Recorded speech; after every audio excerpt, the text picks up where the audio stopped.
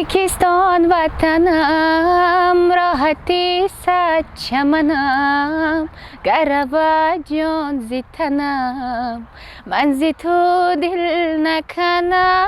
البته تا جان زی تن ما نرود ما از این وطن زیبا و دلفریب دل کنده نمیتوانیم. همین گونه نیست سیاحت؟ گمان میکنم دیر کردن من بهانه شد و امروز وصف وطن زیبا کردید و الهام شما بالا گرفت. بینندگان عزیز، اینک نشر پنجم برنامه بهترین ها است. منظور شما و همصحبت ما هستند یکی از جوانان خوش‌صدا و خوش‌سیمای کشور سیاحت کبیرова.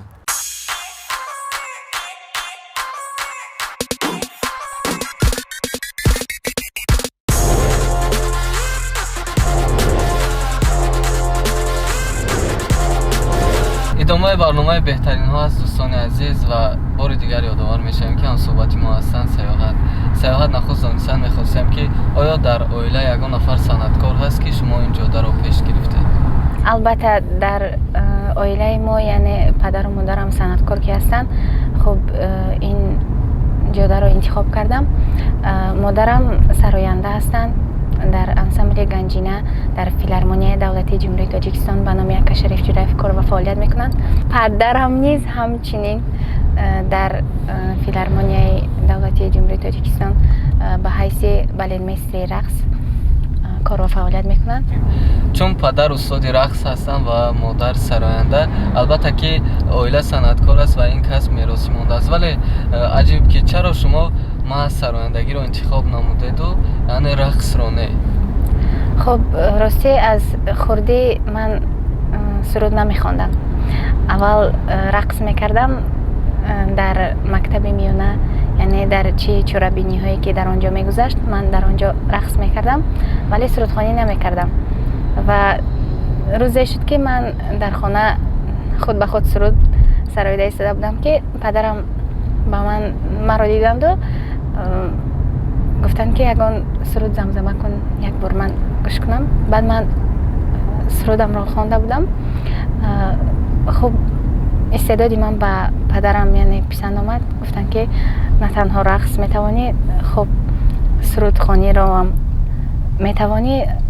از همین خاطر یک 3-4 سرود با من یعنی آماده نمودن. بله.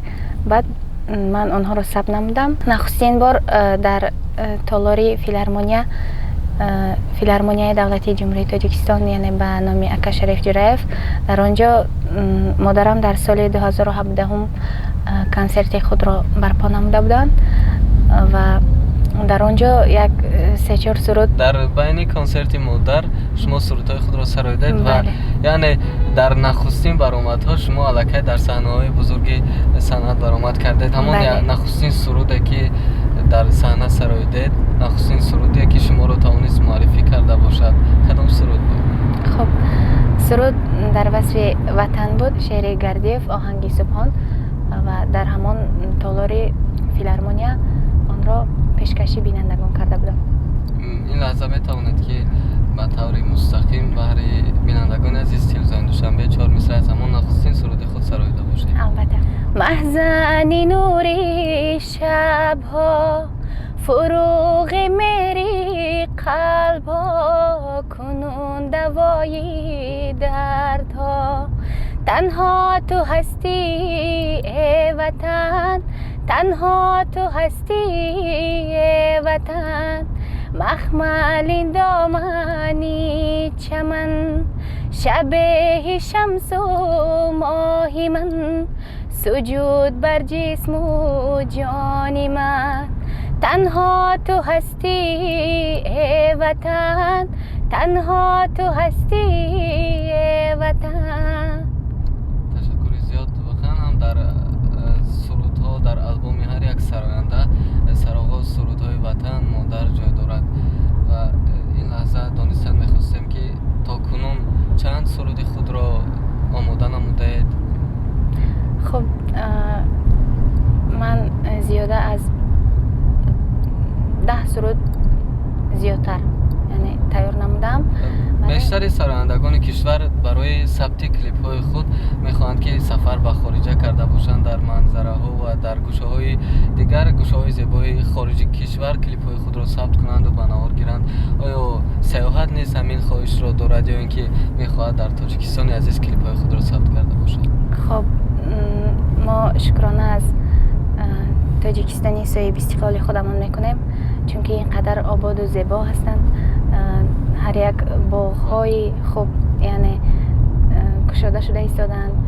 ما در منظره های جمهوری تاجیکستانی خودمون نیز نوارها رو یعنی پیشکش می نماییم.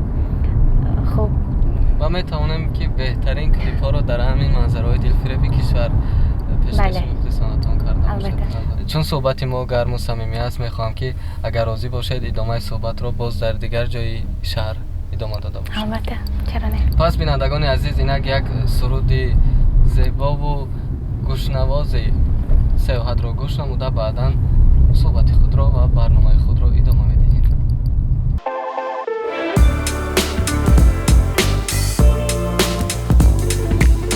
ادامه برنامه بهترین ها است دوستان عزیز و این لحظه از سیاحت دانستن میخواهیم که در پابند کدام کارها هستید و در کجا تحصیل میکنید؟ خب من الان در کنسرواتورای ملی به نام طلب خوجا ستارов تحصیل کرده ایستادم در کورس سیوم در شعبه سرایندگی عنعنوی تحصیل میکنم. در این جده استادی من محرمه شریفووا هستند که در کنسرواتورای ملی در نزد آن کس تحصیل میگیرم. چون امروز در زیر تربیه محرمه شریفووا قرار دارید، میتوانید این لحظه از سرودهای استاد خود یک سرودش را زمزمه کرده باشید. به شهر دوری من دردانه توست، ثمر نور من از دانه توست، اما باری جهان در شانه توست، بهشتی عارفان در خانه توست، اما باری جهان در شانه توست، بهشتی عارفان در خانه توست. در این دهر که بامش آسمان است، فرشته مادرم حال چیسان است، فرشته مادرم حالت چیزان است، فرشته مادرم حالت چیزان است. امروز در برابر پیروی کردن به استادان خود باز پیروی به کدام صنعتکار و هنرمند کشور را دارید و بیشتر میپسندید سرود و ایجادیات آن نفر را؟ بیشتر سرودهای خلقی استرادی را گوش میکنم. نوبسته که کی چگونه سرود میخواند، ولی از متن و از آهنگی که در دل مینشیند آن چیزها را بسیارتر گوش میکنم. یعنی امروز شما به یک نفر پیروی نمیکنید و ایدئال خود خصوصا کی را میشمارید در همین جاده؟ استاد خودم یعنی محرمه شریفووا که هستند، چه نازکی هایی که در آواز هست، چه مشکلی هایی که یعنی تمام این نازکی های صنعت را از استاد خود آموختید و پیروی کردن میخواهید به محرمه شریفووا. تشکر زیاد. چون شما در ژانر عنعنوی امروز تحصیل دارید در کنسرواتوری ملی، سراییدن دیگر ژانرهای موسیقی برای شما دشواری نمی‌آورد؟ من در ژانر یعنی فلک خوانی در خلقی خوانی یعنی مشغول هستم، ولی سرودهای استرادی نیز بیشتر یعنی میخوانم، پیشکش کردم. چون هر نفری که مهمانی برنامه ما میشد البته بهترین ها هستند و در برابر جاده انتخاب کرده خود باز هنر و مهارت های گوناگون دارند. امروز شما میتوانید تصدیق کنید که در برابر سراییدن ژانر عنعنوی باز میتوانید که از دیگر ژانرها برآمده باشید. بهره بینندگان عزیز، یعنی امروز میتوانید در ژانرهای فلک و شش مقام پارچه سراییده باشید. خطلانیم و ملکی زرفشان دارم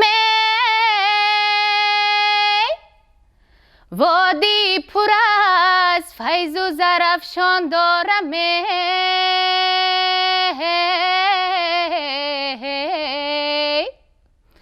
خوجند و حصار و غرب پیوندی من است یک مادر جان تاجیکستان دارم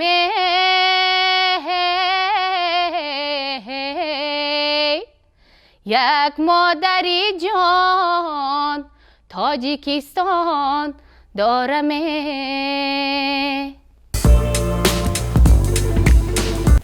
تشکر زیاد.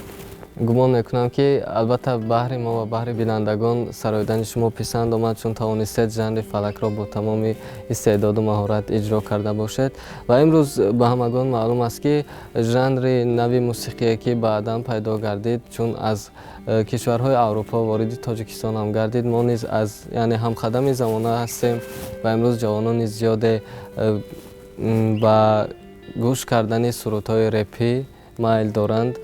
میخواستم عقیده شما را آیدی این ژانر موسیقی فهمیده باشم که چه عقیده دارید؟ او رپ به شما پسند است یا نه؟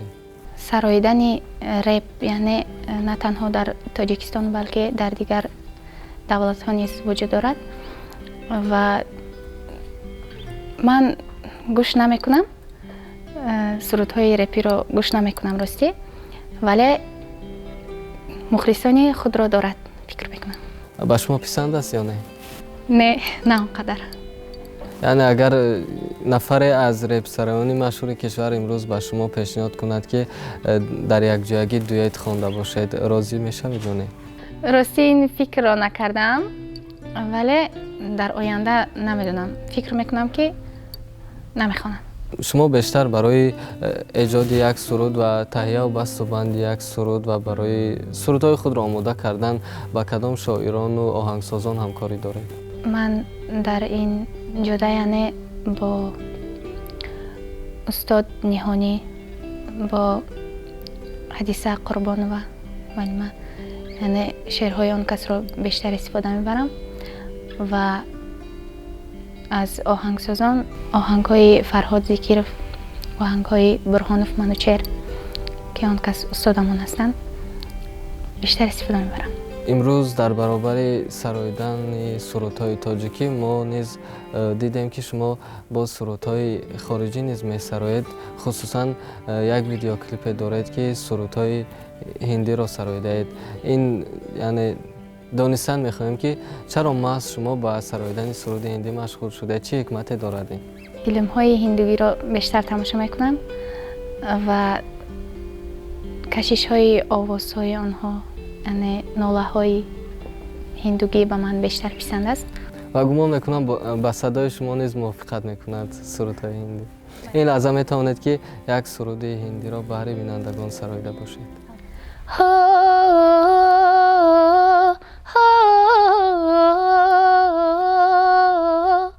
तेरी नैना बड़ी कातिल मार ही डालेंगे, तेरी नैना बड़ी कातिल मार ही डालेंगे, आ तेरा ना बनो से इस दिन एक दिल को हंसाएंगे रुलाएंगे मार ही डालेंगे, तेरी नैना बड़ी कातिल मार ही डालेंगे. گمان میکنم به همگان پسند آمد ولی دانستن میخواستم که چون سرودهای هندی را میسرایید از عهده گفتگو با زبان هندی میبرید یا نه؟ میسرایم ولی ترجمه آنها را نمیدانم و در آینده نیت دارم که بعد از ختم کنسرواتوری ملی تاجیکستان و کنسرواتوری هندوستان داخل شوم و زبان آنها را نیز آموزم. اگر شما راست آید و به هندوستان سفر کنید یعنی دانشجوی کنسرواتوری ملی هندوستان شوید، در برابر سرایندگی پیشنهاد شود که در یگان فیلم هندویی اشتراک کنید. شما راضی میشوید؟ البته فکر میکنم که از عهده هنرپیشگی نیز میبرایم و اگر تکلیف شود اول سیناری رو یعنی از نظر گذرانده اگر خوب باشد البته اشتراک میکنم. یعنی شما شوق هنرمند سینما بودن هم دارید؟ یک راز نهانی شما رو امروز توانستیم افشا کرده باشیم و باز دانستن میخوایم که در برابر یعنی آرزوی هنرمند شدن و باز هنرمند که هستید باز به چه کسب و کار میل دارید و در وقتهای خالگی به چه کارها مشغول میشید؟ بیشتر به کارهای ایجادی خودم بند هستم. باز به غیر از سراییدن یعنی هنر آرایشگری دارم. عروسکان و گلدخترانی که به نزد من میاد آنها را آرایش میدم. صحنه برای شما چه مکان است؟ البته صحنه نازکی‌های خود را دارد. وقتی که به صحنه میبرایم احساسات مرا یعنی وجودم را فرا میگیرد که آن را بیان کرده نمیتوانم، ولی آرزوهای خود را در روی صحنه میبینم. سیاحت آیا باره شده است هنگام برآمدها در صحنه‌های بزرگ یا اینکه در چاره‌بینی و آزمون‌ها به شما لحظه ناگوار رخ داده باشد؟ در جشن استقلالیت یعنی ما به حیث شعرخوانان در کنسرواتوری ملی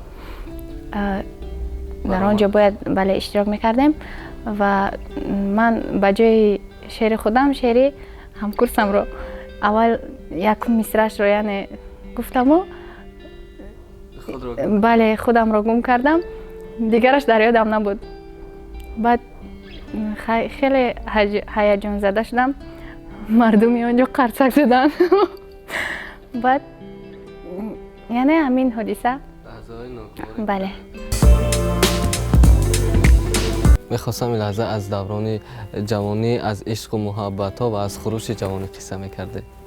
برای عاشق شده اید؟ حالا در فکری یعنی ایجادیاتم هستم.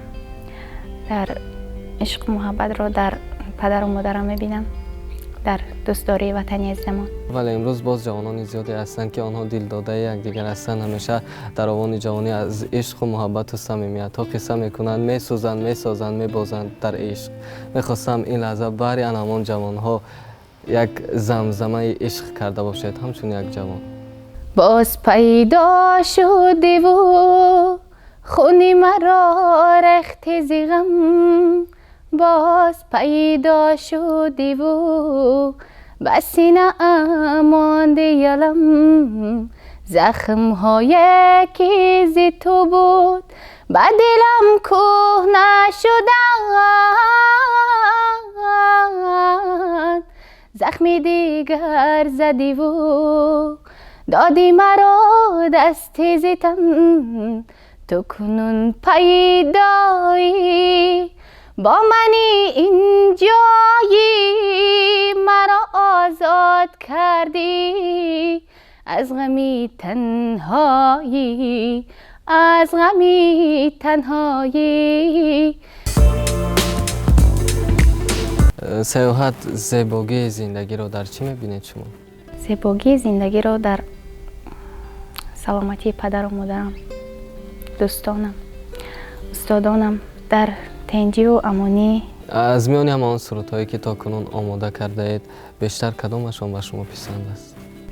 تا کنون سرودهایی رو که من یعنی پیشکش نمودم، هر یک سرود یعنی زحمت‌های خود را داشت، ولی سرودی که به طبع دل خودم باشد تا حال من آن را نسراییدم. یک سرود افغانی که آن را هنرمند افغانستان سیتا قاسمی پیشکش کرده است، آن را خواندم. باز خواندم. بله. بعد از این راه مکن بر دل دیوانه ما، بفرست هر چی غمت هست به غم خانه ما. بعد از این راه مکن بر دل دیوانه ما، بفرست هر چی غمت هست به غم خانه ما. خانه آباد چی خوش خانه خرابم کردی خانه آباد چی خوش خانه خرابم کردی باز همین توی خانه ویرانه ما بفرست هرچی غمت از بغم خانه ما باز همین توی خانه ویرانه ما بفرست هرچی غمت از بغم خانه ما. تشکر زیاد. سیاحت یک چیز رو فهمیدن میخواستیم که از آغاز برنامه تا کنون چند مراتبه که از شما خواهش کردیم که سرود زمزمه کنید. سرود سرایدید که از غم میگفت، از غصه میگفت، سبب در چی بود؟ سرودهایی رو که میخوانم آن از زندگی خودم نیست، چیزی رو که میخوانم برای مردم عزیزم. یعنی در همین سبک خواندن این پسند دل شما است. هر یک بانوی تاجیک، هر یک مادر تاجیک چون در آینده یعنی مادر میشوید باید حتما که سرود اله را دانید، چون ما خود طفلان خصوصا تاجیکان با همان لحن شیرین و شیوای مادران به وایه میرسیم و همان سرود اله است که از نخستین یعنی در طفلی و در گهواره بودن ما راه درست زندگی را توسط مصرع‌های والا و پرمضمون سرود اله به ما میفهمانند و البته که همچون یک کودک زیرک ما اون را درک میکنیم و امروز میخواهم همچون یک بانوی تاجیک، همچون یک گلدختر و مادر آینده سرود اله سرایده باشید. در خواب شیرین بچه ما میخنده لبخنده او با چشم روش زیبنده هرگاه که نظر کنم بر گهواره او یاری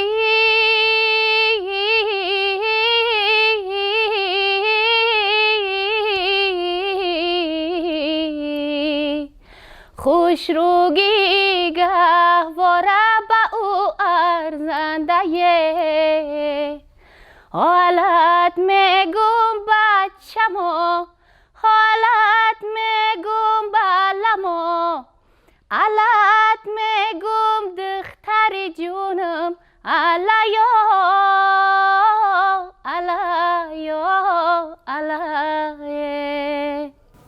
خیلی احسن، چون همان آوان طفلی و اله های مادر را به یادم آوردید و این لحظه در برابری از عهده سراییدن سرود اله برآمدن باز باید زن تاجیک، مادر تاجیک هنرهای دیگر را نیز داشته باشد، از جمله پخت و پزی طعام ها و دوختن و دیگر چهوری و دیگر هنرهای خاص ملی ما.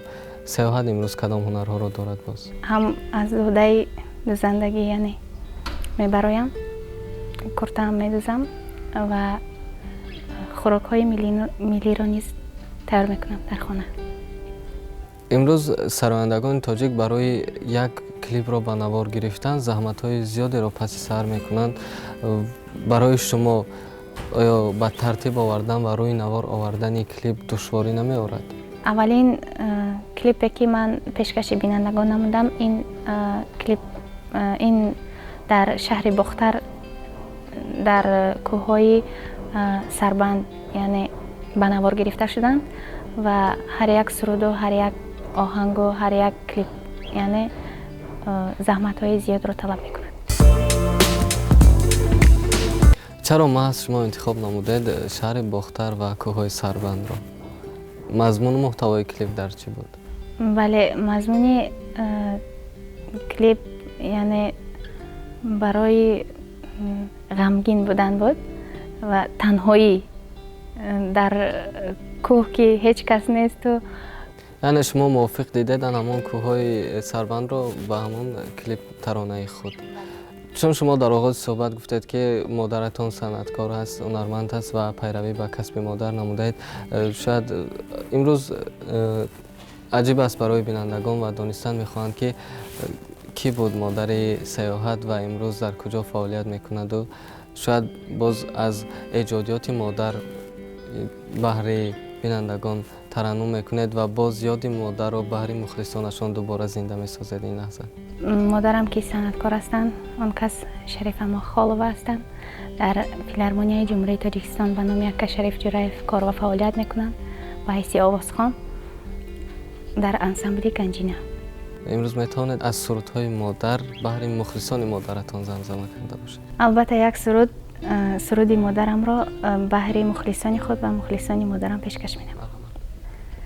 زیاهی دلم گاه خبر نداری،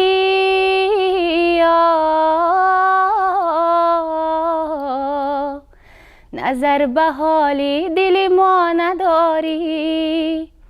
زیاهی دلم گاه خبر نداری،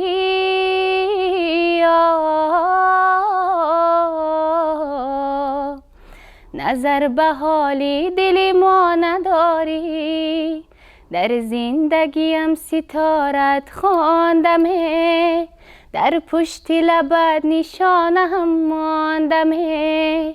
در زندگیم ستارت خواندمه، در پشت لبت نشانم ماندمه. با نام تو فخرم و به نامت نازم، در روی مویت چشانه در ماندمه. در روی مویت چشانه در ماندمه.